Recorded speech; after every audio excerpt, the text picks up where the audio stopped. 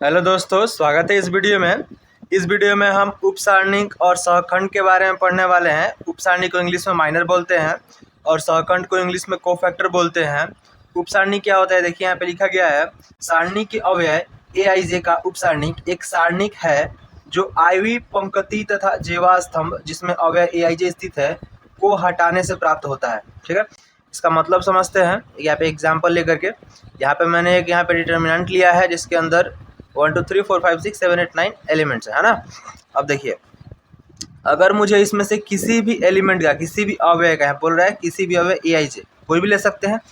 मान के चलिए मैं 4 को ले लेता हूँ यहाँ पे। ठीक है, 4 का हमको क्या करना है, उपसारणिक निकालना है। ठीक है, तो इसका उपसारणिक निकालने के लिए मुझे आयवी पंक्ति तथा जेवा स्तंभ जिसमें अव्यय AIJ है, मतलब ये जो जिस भी अव्यय का हम निकाल रहे हैं उस अव्यय का जो पंक्ति है और जो पंक्ति है और जो स्तंभ है ना, उसको हटा देने पर जो हमको अव्यय इसमें बचे हुए मिलेंगे वो होते हैं उपसारणिक।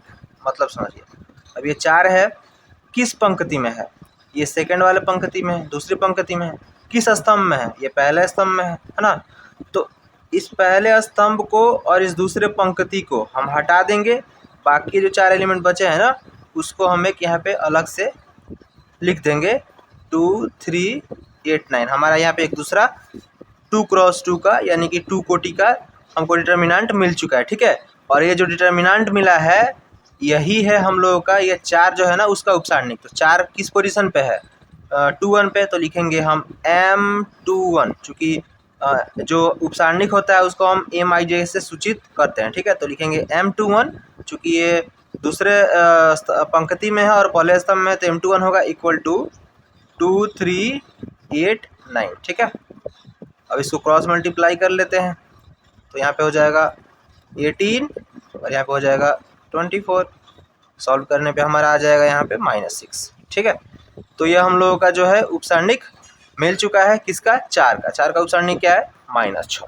चलिए अब हम बात करते हैं सहखंड यानी कोफैक्टर के बारे में। यहाँ पे लिखा गया है एक अव्यय AIJ का सहखंड जिसे AIJ कैपिटल AIJ द्वारा व्यक्त करते हैं। ठीक है, जहाँ AIJ इक्वल टू -1 और यहाँ पे पावर में I+J है और इंटू MIJ के द्वारा परिभाषित करते हैं, जहाँ AIJ का उपसारणिक MIJ है। ठीक है, मान के चलिए कि हमारे पास एक एलिमेंट है। ठीक है, तो उसका अगर हमको सहखंड फाइंड करना है, ठीक है, यहाँ पे एक एलिमेंट मान लेते हैं A है, इसका हमको कोफैक्टर निकालना है। तो हम पहले क्या करेंगे, इसका तो पहले MIJ फाइंड करेंगे, यानी कि पहले इसका माइनर फाइंड करेंगे, उपसारणिक निकालेंगे। उपसारणिक निकालने के बाद जिस ये IJ पोजीशन पे है उसी से ऐसे हम उसको मल्टीप्लाई कर देंगे, यानी कि -1 और उसके पावर में I+J करके हम इसको मल्टीप्लाई कर देंगे। और ये जो हम लोग का एलिमेंट आया है ना, यही होता है हम लोगों का सहखंड। ठीक है, अब इस यहाँ पे एग्जांपल के लेके समझते हैं। यहाँ पे 2 है। ठीक है, तो हम चाहते हैं कि यहाँ पे 2 का हम कोफैक्टर निकालें। ठीक है, तो सबसे पहले 2 का हमको क्या निकालना पड़ेगा, माइनर निकालना पड़ेगा, उपसारणिक निकालना पड़ेगा। तो 2 का उपसारणिक क्या हो जाएगा, यहाँ पे 2 के जो जिस पंक्ति में उसको और जिस स्तंभ में उसको, इन सबको हम क्या कर देंगे, इग्नोर कर देंगे। बाकी 4 जो बचा इसको क्रॉस मल्टीप्लाई कर देंगे। तो 2 1 ज़ा 2 और 4 2 ज़ा 8, यानी कि हमको M11 मिल गया। यहाँ पे 11 का हम पोजीशन पे निकाल रहे हैं। ये 2 किस पोजीशन पे है, 11 पे है, तो 11 लिखेंगे। ठीक है, यहाँ पे 2 -8, यहाँ पे हम लोग का आंसर आया M11 हमको क्या मिल गया, -6 मिल गया। अब हमको क्या निकालना है, A11 निकालना है, इसका हमको निकालना है सहखंड, तो उसको A11 से दर्शाएंगे। ठीक है, अब हम क्या करेंगे, यहाँ पे माइनस लगाएंगे, -1, और ये 1 जो है इसको यहाँ पे प्लस में लिख देंगे पावर में इसके, और -6 को यहाँ पे एज इट इज़ लिख देंगे। ठीक है, अब इसको करेंगे तो यहाँ पे -1 की पावर में हो जाएगा 2 -6, यहाँ पे स्क्वायर करेंगे तो ये हम लोग का हो जाएगा 1, और ये -6 मल्टीप्लाई में रहेगा, तो फाइनल आंसर हम लोग का आएगा -6। ठीक है, तो कुछ इस तरीके से हम किसी भी एलिमेंट का, किसी भी अव्यय का कोफैक्टर या सहखंड निकाल सकते हैं। ठीक है, अभी हमने जो पढ़ा उस पर यहाँ पे एक क्वेश्चन है। क्वेश्चन में कहा जा रहा है कि एक आपको सारणी दिया गया है और उसका बोल रहा है कि उपसारणी तथा सहखंड ज्ञात करें सभी अव्यय का। इसमें जितने भी एलिमेंट्स दिए गए हैं सबका हमको उपसारणिक और सहखंड पता करना है। ठीक है, तो बहुत ही सिंपल है, अभी हमने पढ़ा। उपसारणिक निकालने के लिए हम क्या करते हैं कि जिस भी एलिमेंट का निकालते हैं उसका पंक्ति और उसका स्तंभ को इग्नोर कर देते हैं। इग्नोर मार करके बाकी जो एलिमेंट बचते हैं उसको हम लिख देते हैं। अगर वो 4 है तो उसको क्रॉस मल्टीप्लाई करेंगे, सिंगल है तो सिंगल लिख देंगे। यहाँ पे ये 2 कोटि का है जो डिटर्मिनेंट है, तो सिंपल हो जाएगा और भी यहाँ पे आसान हो जाएगा। देखिए कैसे। सबसे पहले उप सारणी याद करते हैं। उप सारणी निकालेंगे तो सबसे पहले M11, M12, M21, M22 सबका निकालेंगे तो M11, M12, M21, M22, ठीक है। और M11 का फाइंड करेंगे तो क्या हो जाएगा, यहाँ पे इसके जिस भी ये पंक्ति में उसको इग्नोर करेंगे, जिस स्तंभ में उसको इग्नोर करेंगे, तो बचा क्या हमारे पास, सिर्फ 3 बचा यहाँ पे। तो सिंपली यहाँ पे 3 लिख देंगे।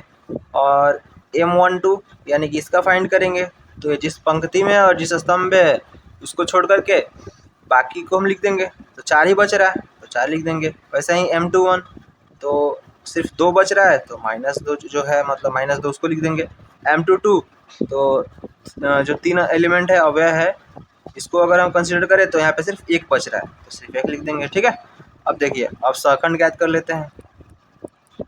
सहखंड का क्या फॉर्मूला था, जो उपसारणी का आता है उसमें हम मल्टीप्लाई करते हैं। अगर मेरे को Aij निकालना है तो -1 i + j से मल्टीप्लाई कर देते हैं हम Mij में, ठीक है। तो Mij हम पहले से निकाल कर रखे हैं, तो Aij निकालना बहुत आसान हो जाएगा। तो लिखेंगे A11, A12, A21, A22, ठीक है। अब देखते हैं, यहाँ पे लिखेंगे -1 और i j यहाँ पे हमको दिया है तो यही लिख देते हैं।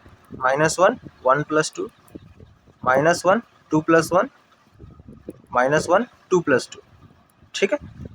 अब इसके करस्पॉन्डिंग जो भी Mij है वो हम निकाल कर ऑलरेडी यहाँ पे रखे हैं, तो इसको यहाँ पे लिख देते हैं 3 4 -2 और 1, ठीक है। इन सबको पहले इसको सॉल्व कर लेते हैं। तो यहाँ पे हो जाएगा -1 और पावर में हो जाएगा 2, यहाँ पे -1 पावर में 3, यहाँ पे -1 पावर में 3, यहाँ पे -1 पावर में 4, ठीक है। अब देखिए मल्टीप्लाई में यहाँ पे 3 है, यहाँ पे 4 है, यहाँ पे -2 है, यहाँ पे 1 है। इसको सॉल्व करेंगे तो ये -1 का स्क्वायर 1 ही हो जाएगा और 3 से मल्टीप्लाई करेंगे तो सिंपली 3 हो जाएगा। यहाँ पर देखिए -3 का क्यू, किसी भी संख्या के क्यू करते हैं तो माइनस में है तो माइनस ही आता है आंसर उसका, ठीक है। तो यहाँ पे -4 हो जाएगा। यहाँ पे देखिए, यहाँ पर भी इसका क्यू करेंगे, माइनस में संख्या है, नंबर है, तो इसका क्यू करेंगे तो माइनस में ही आंसर आने वाला है। तो माइनस और यहाँ पे माइनस दोनों मिलकर क्या हो जाएंगे, प्लस जाएंगे, जो मल्टीप्लाई है यहाँ पे बीच में, तो यहाँ पे हमको 2 मिलेगा। और यहाँ पे देखिए, यहाँ पे -1 है, इसका स्क्वायर का स्क्वायर करेंगे, ये पावर में 4 है तो हम कैसे लिख सकते हैं, -1 का स्क्वायर, ठीक है। तो इसका स्क्वायर करेंगे तो प्लस हो जाएगा, फिर उसका स्क्वायर करेंगे, प्लस का स्क्वायर करेंगे तो कोई फर्क नहीं पड़ेगा, मतलब प्लस में ही आएगा।